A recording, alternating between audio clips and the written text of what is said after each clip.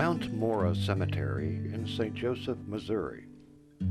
Established in 1851, it is listed in the National Register of Historic Places. Simeon Kemper came here in 1839, December 22nd, with his family. And in 1843, his widowed father-in-law was living with them, and he died. And Simeon buried him, John Shortridge, up the hill from where we are right now.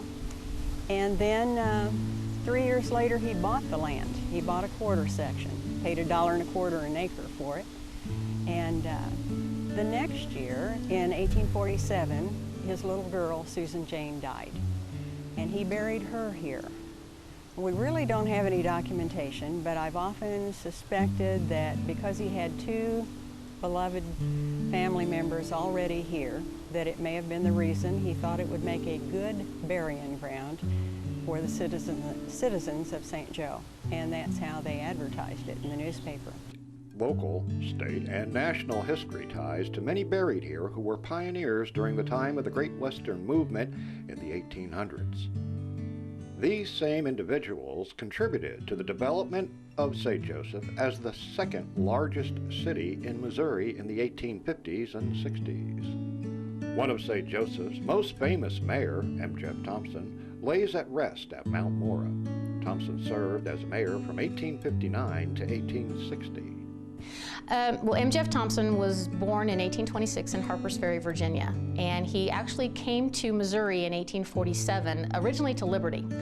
And while he was there, he met and married Emma Hayes, and then they came to St. Joseph about 1847. And he first started as a clerk in a mercantile or grocery business, and then later became partners with a Major Boyle. But the business didn't last very long. It lasted about a year, and then he joined up with the survey and engineering crews that were doing the Hannibal and St. Joseph Railroad, and actually was hired on as a cook and commissary. While mayor in 1861, Thompson made his famous speech at the inaugural ride of the Pony Express, which left St. Joseph April 3rd of 1860 for its nearly 2,000-mile ride to Sacramento, California. His last official act as mayor on April 3rd, 1860, was to send off the first rider of the Pony Express from St. Joseph. And again, with the railroad all the way to St. Joseph, the telegraph had made it to St. Joseph, the mail was starting from St. Joseph. He really thought that this would bring a lot more business, a lot more transportation, just a lot more commerce to St. Joseph. In 1861, Thompson was a sympathizer for the Confederate States and made national headlines during an incident at the St. Joseph Post Office. It was May 22nd. He had been out the day before and into the daytime. He had been drinking, and he does admit this himself in his own reminiscences. But he says it was that other people, his enemies, were keeping him away from the post office. Now, the reason they were doing that is because John L. Bittinger was the new postmaster, and he felt that the Union supporters in St. Joseph were not getting the support that they needed from the federal government. So he made a rather big production that he was going to fly the United States flag from the top of the post office. Well, at first, when people were telling Thompson about this, he was just kind of like, well, whatever, it's okay, fine. Well, something in him snapped when he actually saw the flag, because his office was actually across the street from the post office. So when he saw the flag, it just, like I said, something inside him just snapped, and he went to the post office, climbed up a ladder on the outside of the building, and went to the roof and tore the flag down. He then kind of smacked it against the cornice or the roof line of the building, and then tossed it to the crowd below, where the Southern sympathizers tore it into pieces. Later on, just shortly after that, some men climbed up the ladder and joined him and cut the flagpole down and then tossed it into the Missouri River. The incident was decried in the New York papers. The New York Times, the New York Tribune both reported on it. Not surprisingly, and Jeff Thompson had kind of made up his mind beforehand that he would leave St. Joseph, but it was just about 2 days after the incident that he did leave St. Joseph and headed south. Thompson went on to join the Confederate Army, and soon taking the rank of Brigadier General. His battles with the Union Army in southeast Missouri earned him the nickname the Swamp Fox, so named by General Ulysses S. Grant. fought primarily in the swamps of southeast Missouri. He did fight against Ulysses S. Grant. Grant mentions him in his memoirs. And then his last final battle he was with Sterling Price as they made their last invasion of Missouri in 1864, and the final action at the Battle of Westport in 1864. But for his fighting in the swamps of southeast Missouri, he was known as the Swamp Fox of the Confederacy. He did return to St. Joseph in 1876 to visit family. His daughter was still living here, and he had been sick, and that's why he was traveling. He'd kind of taken a leave of absence from his job due to consumption, is what some sources say. And he did come to St. Joseph, and while he was here, he passed away in his hotel room September 1876.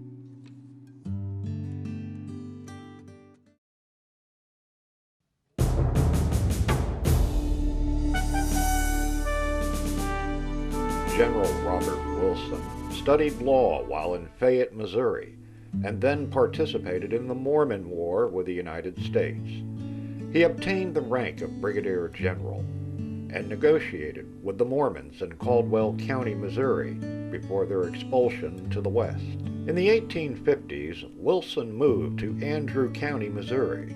He comes to Andrew County, becomes a wealthy landowner. He runs for the state senate, and it's said at the time that he is one of the few state senators that speaks up for the Union.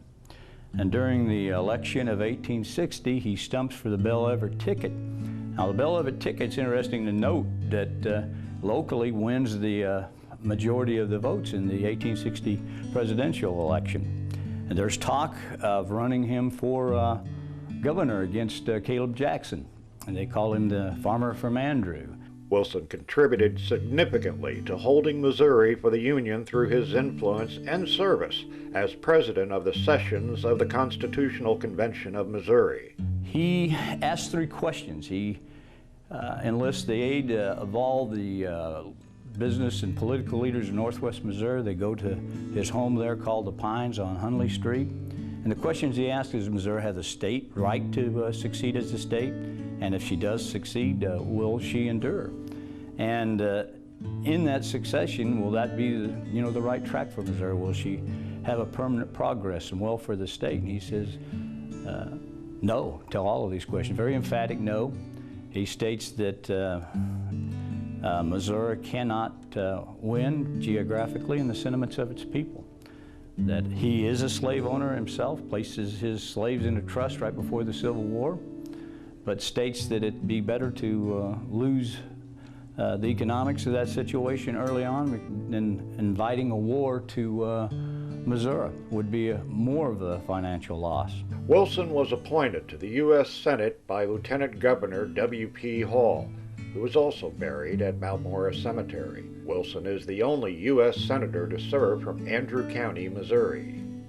In 1870, I think it's May the 10th, he dies. He goes down to see his nephew in Marshall, Missouri, and contacts pneumonia and dies there.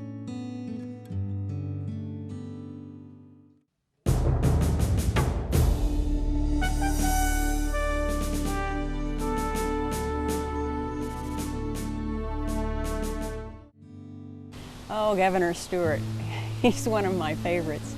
Governor Stewart went out of office in January of 1861, and he was a Southerner at heart, but he strongly felt Missouri should remain in the Union. And he, of course, went out of office just before the war began, then in April of '61. Governor Stewart served in the Missouri State Senate, where he introduced the bill to incorporate the Hannibal and St. Joseph Railroad Company. He raised a company of men for service in the Mexican War, then aided the survey for Hannibal and St. Joseph Railroad. He was elected governor of Missouri in 1856 and served throughout the Border War until January of 1861. He then served as Buchanan County's delegate to the Constitutional Conventions of Missouri, which met to consider Missouri's secession from the Union. Well, we have 2 other governors. We've got Governor Willard Preble Hall, and we've got Governor Silas Woodson. Governor Hall became governor accidentally, and I think his story is quite interesting. Governor Gamble served well, and Willard Preble Hall as lieutenant governor. And then slipped on the icy steps of the state capitol, hit his head, and died. And that put Governor Hall in position, and he was governor for the last year of the Civil War.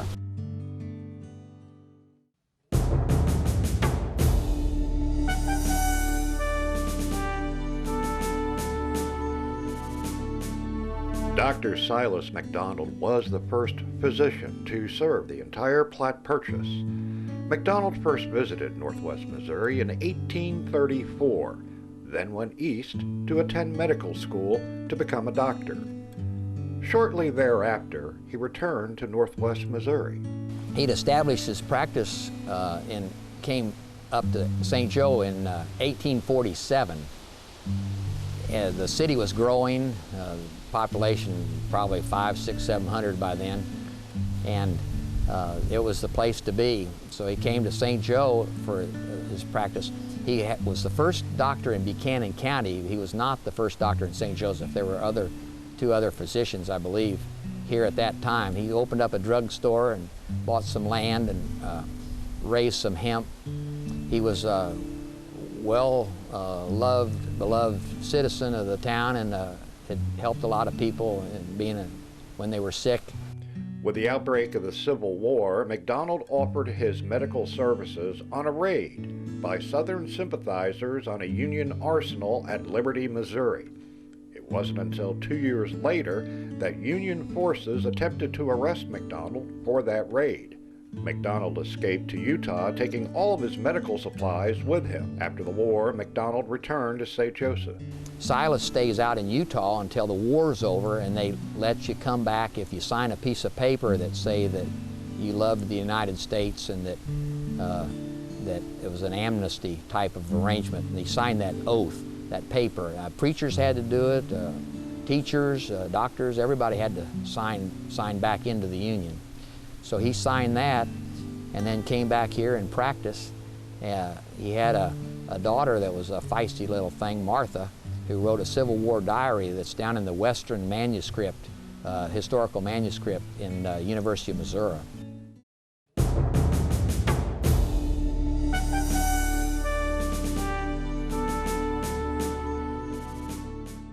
Born in Germany, Doctoress Catherine E. Vostine came to America with her husband John, who was a bricklayer. After her husband committed suicide in St. Louis, Vostine went to medical school to become a physician. Along with her 4 children, she then moved to St. Joseph in 1860.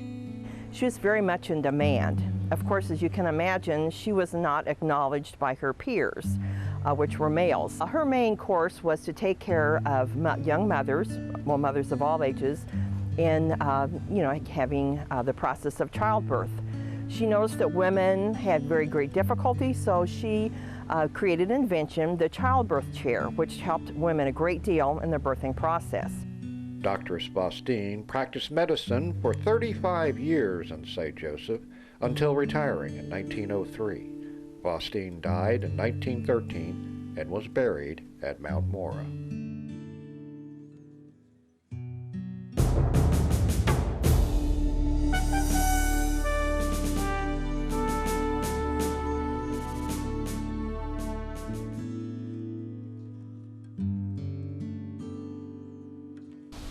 When Simeon Kemper and Ezra Landis and Reuben Middleton operated the cemetery, there weren't that many burials here, but as they grew older, it became very difficult for them to keep up with.